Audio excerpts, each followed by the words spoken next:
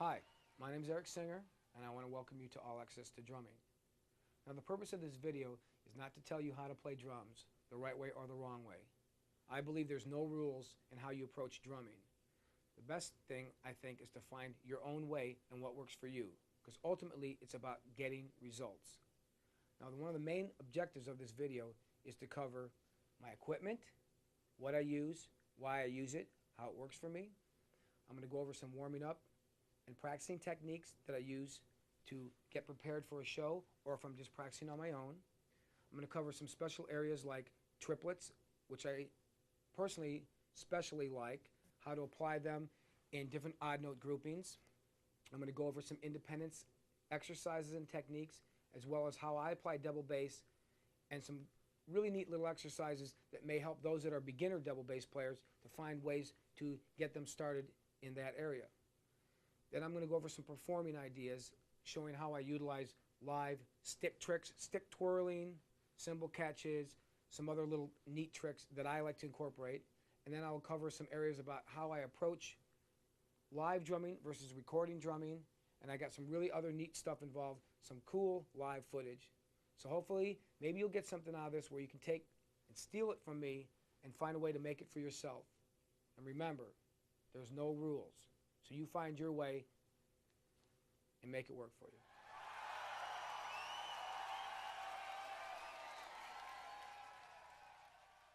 Okay, now that I've introduced myself and we've gone over the basic objective of this video, let me show you my kit.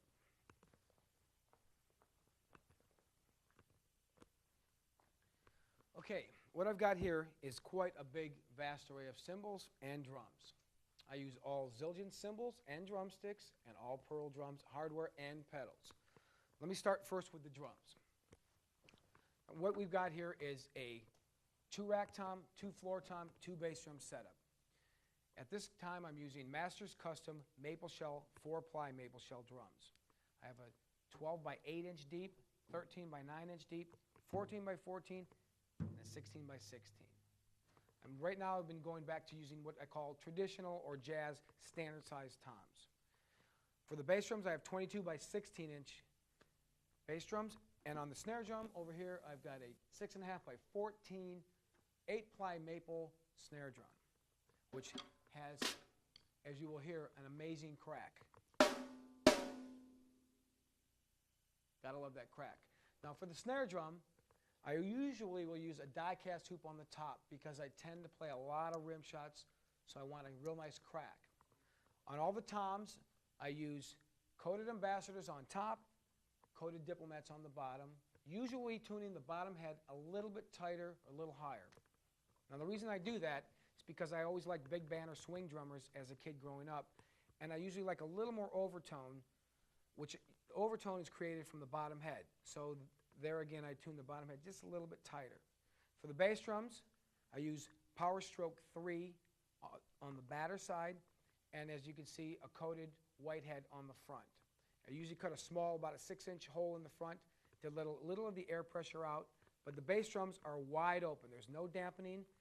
On the batter side, I use a Remo Flam Slam Kevlar dot, partly to get a little impact out of it, and mainly so I don't go through the head.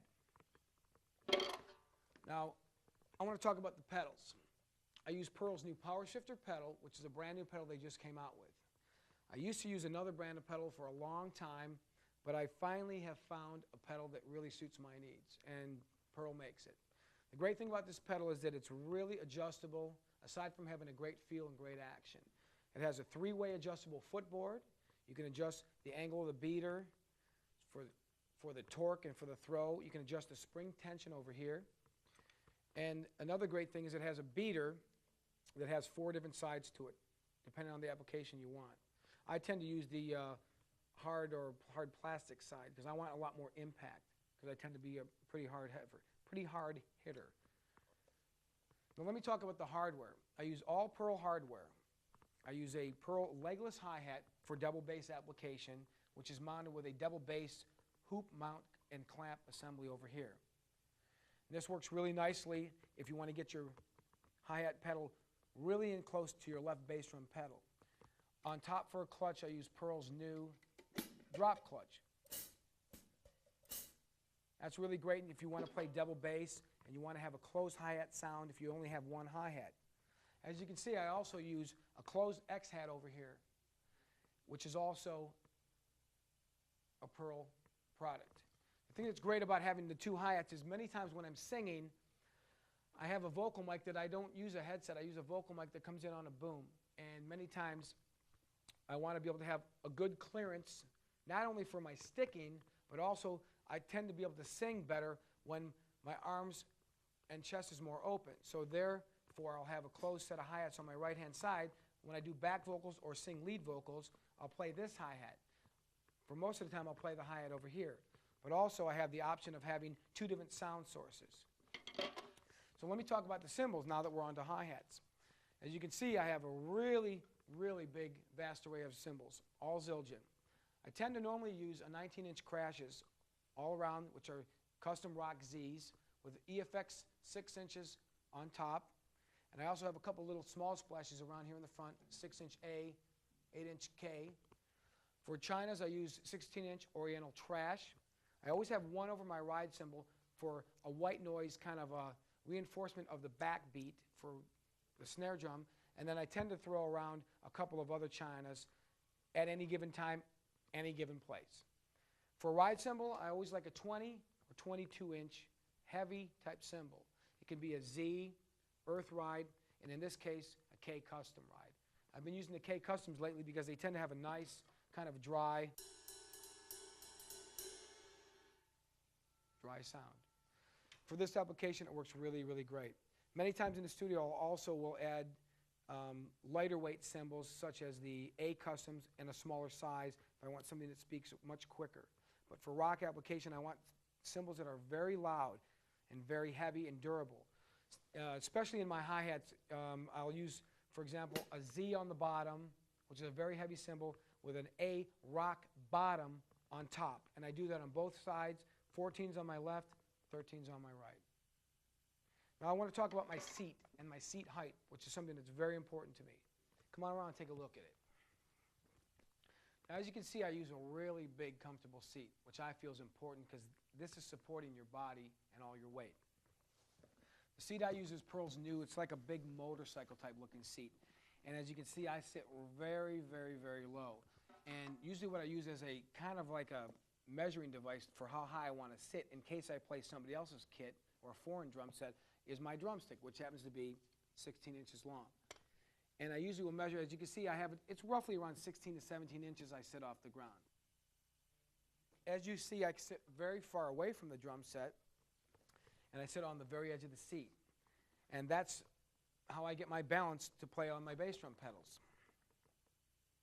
Okay, the last thing I want to talk about, and I probably think the most important thing, is my drumsticks, because this is what we all use to hit these things. The kind of drumsticks I use are Zildjian drumsticks, which is my own model called the Eric Singer Artist Series drumstick. It's very similar to a 2B, except it's got a little bit bigger shank, a little bit bigger bead, and it's a wood tip stick. And I'm really, really happy with these sticks. I've went through a lot of sticks through the years, and for me, these are like the perfect stick in the sense that it's a very big, solid stick, but has a nice balance to it. What I usually do live is I'll have Zildjian put my logo and the KISS logo and their name on it, and then I'll take it and I file it off. And the reason I do this is because I get a better grip when I take a file and hack a lot of file marks about halfway up the stick. I tend to sweat a lot when I'm playing, and I find that when I'm sweating, rather than the stick slipping out of my hand, the porous grain of the wood tends to absorb into it when I sweat a lot. So that's what works for me. Plus, if I want to do stick spinning, I have better control. And there you go. That's my kit.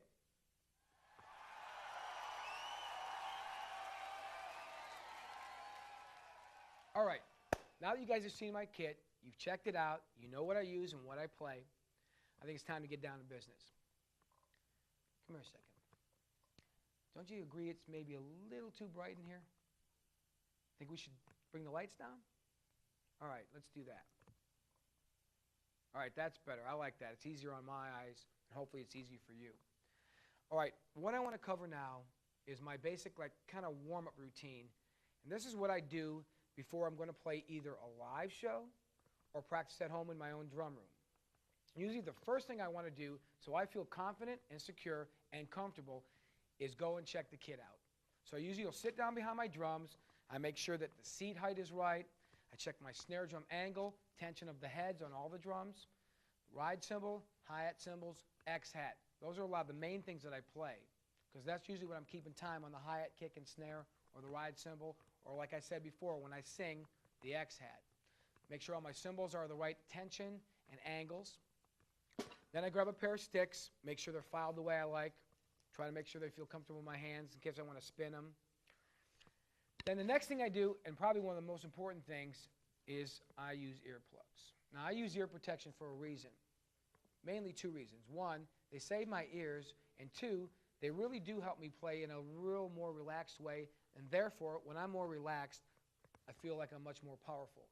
I find in rock drumming, you're trying to achieve two things. You're trying to play as hard as you possibly can in the most relaxed way that you can. Now, those two things seem very contradictory, but it's really what's necessary, I find, to get the job done in the best way. With some economy of movement, economy of power, where you want to really be able to slam it home. So what I do is I use these little, you kind of roll them up into a ball, and you kind of stuff them in your ears like you're cleaning your ears out with Q-tips, but you leave them in there in this case. And I find that it takes a while to get used to, but if you try it, you might find that it really works for you. You generally have to tend to EQ your monitor system a little bit more brighter so you'll hear things with a little better attack. But once you get used to it, you might find that it works great. The next thing I do is I try to find a really good set of headphones that can handle a lot of level because as you can see, I use a drum machine when I practice at times, and I want something that can handle a lot of low end because I program a kind of a bass drum sounding pattern in my drum machine, and if I don't have something that handles a lot of end, it will blow them up. Now the first thing I want to do is cover the basic paradiddle. Now we all know the paradiddle is the sticking of right, left, right, right, left, right, left, left. I'll demonstrate it real quickly.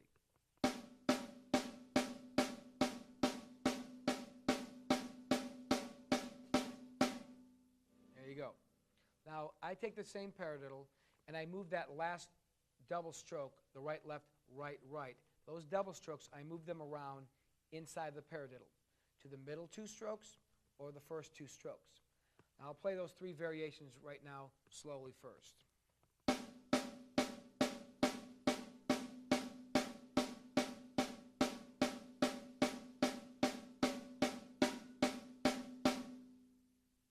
There you go. Now what I like to do is start off playing any one of those paradiddles on their own, separately, or in combination together.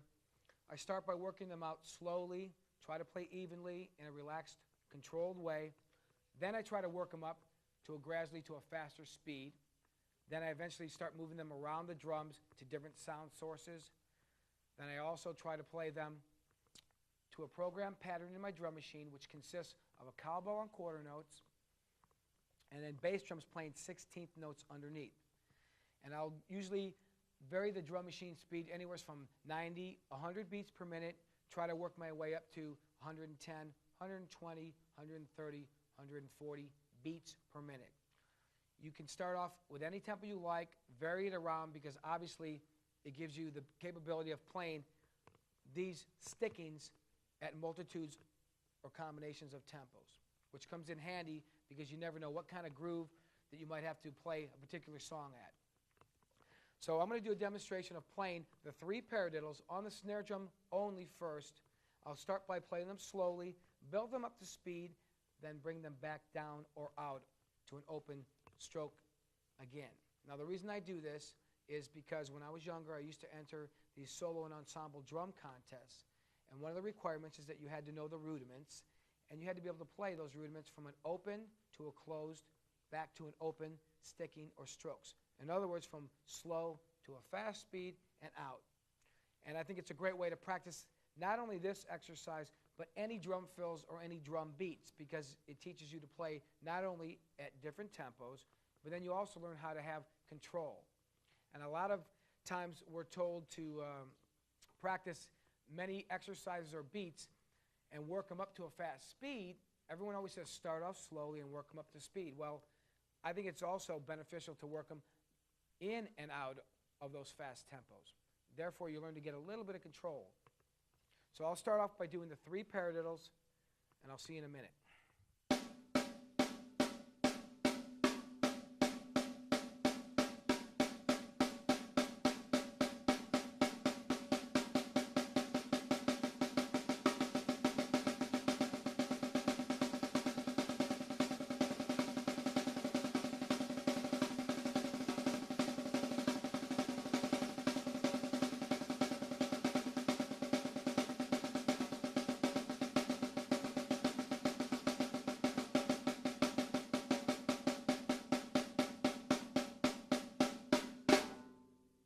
There you go.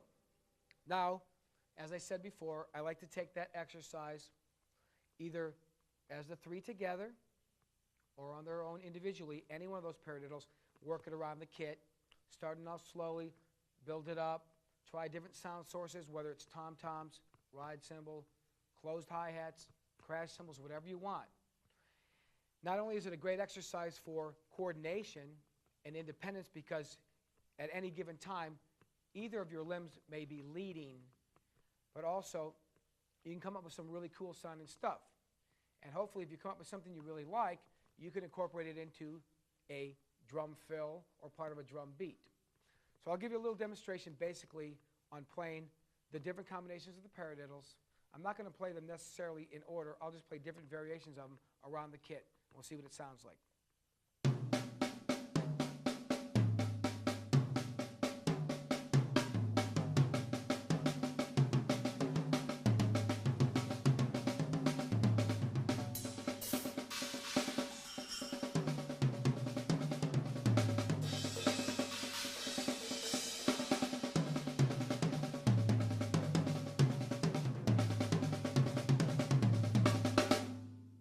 Something like that.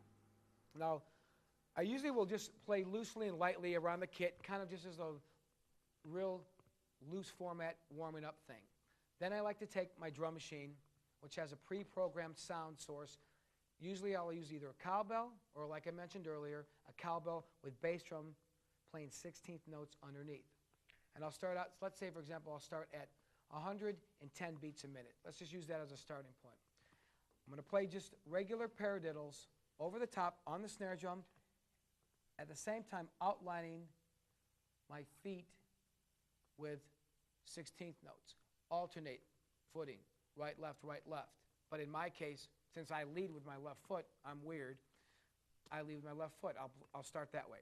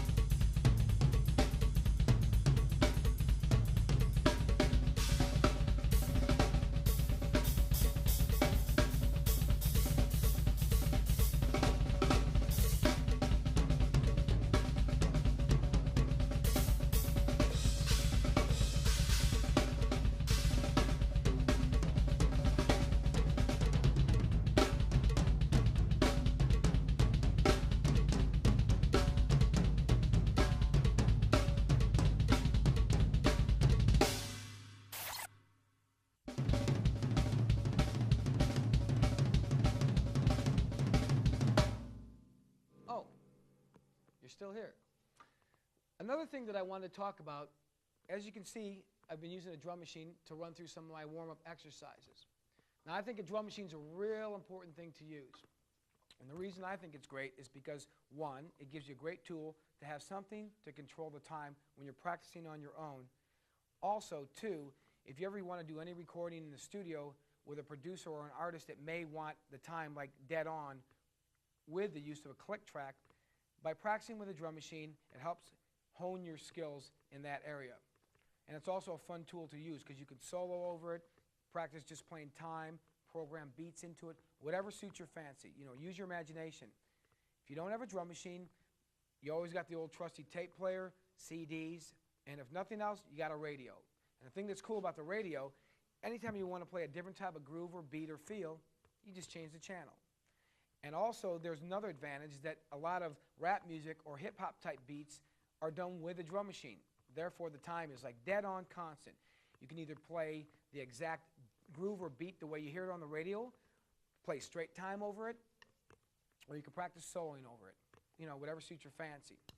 Now, something I think is also real important, when you're going to work with a drum machine, a lot of times you have to find a way to play comfortably with it. And you'll find that sometimes if you play too dead on it, it can sound a little stiff or sterile.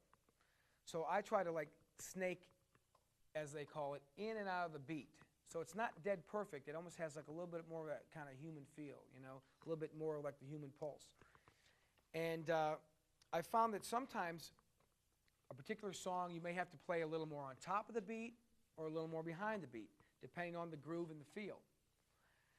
And the way I do that is I usually try to compensate physically with my body on how I'm going to feel or interpret a groove, whether it's on top or behind the beat. Now, if I want to play on top of the beat, I actually physically tend to get a little closer to my kit, kind of leaning more on the hi-hat, something like this.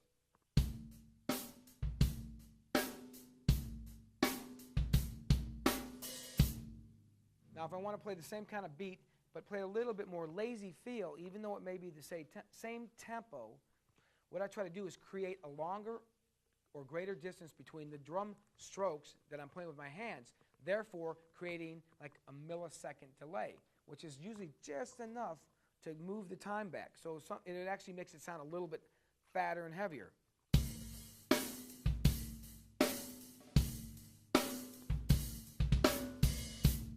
I find that that gives it just the right amount of space to create a difference between, say, playing a little ahead or a little behind. And there you go.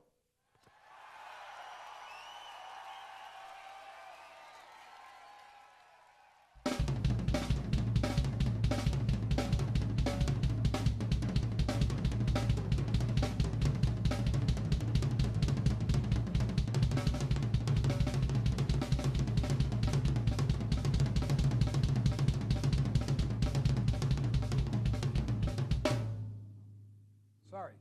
Are you here? Here? Here? Here? Which one are you at? Oh, okay, I guess we'll start here. Okay, the one thing I want to talk about that I really think is cool, I really dig, is triplets. Now, the reason I dig triplets is because I think you can do a lot of cool things with them. Now, I was just doing some basic triplets they're opening up, the typical. Now, that's a standard triplet that a lot of people use and a lot of people can probably actually play. But I like to take those basic triplets and find ways of playing that triplet feel with more than just 3 notes at a time or 3-note groupings. I like to use 2-note groupings, 3-note groupings, 4-note grouping, 5, 6, whatever combination you can come up with. And I like to mix them up. And by doing that, not only do I come up with some cool licks, I come up with some really odd combinations and stickings around the drum kit that I can incorporate into fills or to beats. And I found by working on this on a regular basis, I've come up with a lot of really cool things that I've used through the years in my playing. The reason I like to incorporate triplets also is because a lot of the original early drummers such as John Bonham, Ian Pace, Bill Ward, those 60s and 70s drummers, Mitch Mitchell, they played a lot of things with a kind of a real round or like circular type feel. And you can almost literally play triplets like play like a triplet feel continually under their beats, like.